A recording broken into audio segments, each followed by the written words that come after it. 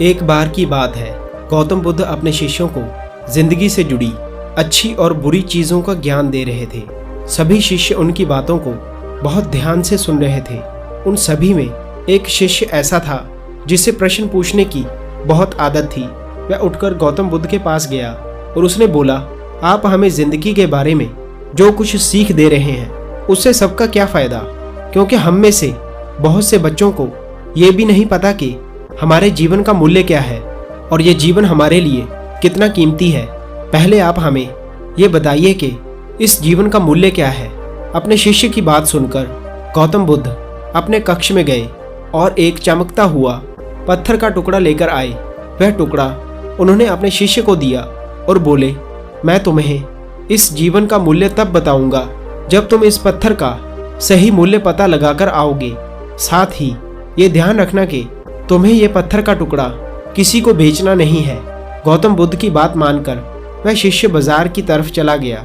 बाजार में सबसे पहले उसकी नजर एक फल बेचने वाले पर पड़ी और उसने वह पत्थर उस फल वाले को दिखाया और बोला, इस पत्थर के बदले आप मुझे कितने फल दे सकते हैं। फल वाला बोला, यह पत्थर कुछ खास तो नहीं है, लेकिन फिर भी इसके बदले में मैं तुम्हें 10 केले दे देता हूँ।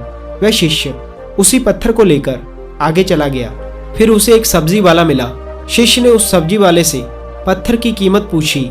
सब्जी वाले ने उस पत्थर को ध्यान से देखा और बोला, इस पत्थर की कीमत के बदले में मैं तुम्हें ज्यादा से ज्यादा एक बोरी भरकर सब्जियां दे सकता हूँ। इसके बाद वह शिष्य उस पत्थर को लेकर एक सोने के व्यापारी के पास गया।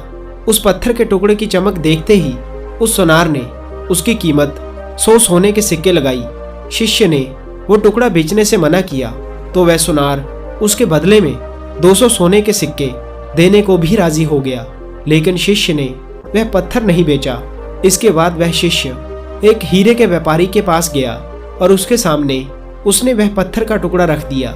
उस पत्थर को देखते ही हीरे के व्यापारी ने एक साफ कपड़ा बिछाया, पत्थर को उसके ऊपर रखा, फिर उसकी परिक्रमा की और हाथ जोड़कर उस पत्थर को कपड़े में लपेटते हुए वह बोला, तुम जिसे मामूली पत्थर समझकर उसकी कीमत पूछ रहे हो, असल में ये एक बेशकीमती रूबी है।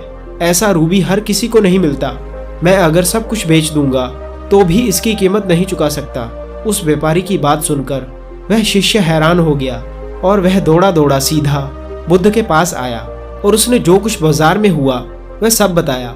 उसकी आश्चर्य भरी बातें सुनकर गौतम बुद्ध बोले, तुम्हारे प्रश्न का उत्तर इस रूबी की कीमत में ही छुपा है।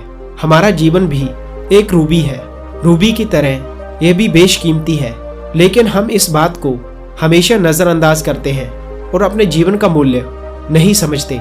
हम दूसरों को देखकर और उनके जैसा जीवन जीने की कोशिश में अपने जीवन की कीमत को कम कर देते हैं। हम ये सोचते हैं कि हमारी जिंदगी की कीमत वही है जो दूसरे हमें बताते हैं, लेकिन ये बात हमेशा ध्यान रखना कि सामने वाला अपनी हैसियत, बुद्धि और अपनी समझ के हिसाब से तुम्हारी कीमत लगाता है।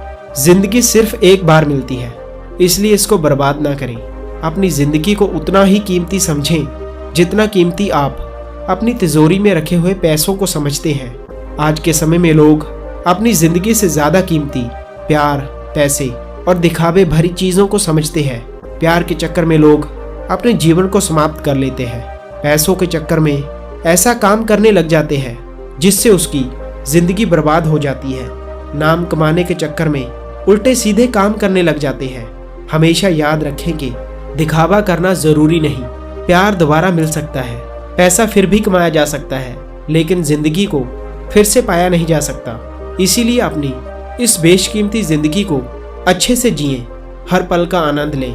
कभी ये ना सोचें कि आप इस दुनिया में किसी काम के नहीं, ना कभी ये सोचें कि आपकी जिंदगी व्यर्थ है। आपके होने या ना होने से कुछ फर्क नहीं पड़ता। जब भी ऐसे बुरे विचार आपके मन में आए तो खुद को बस ये याद दिलाएं कि जीवन एक रूबी है और ये बेशकीमती है। सो दोस्तों, इस वीडियो में इतना ही। हम लोग मिलते हैं ऐसी ही और मोटिवेशनल वीडियो के साथ। तब तक के लिए धन्यवाद।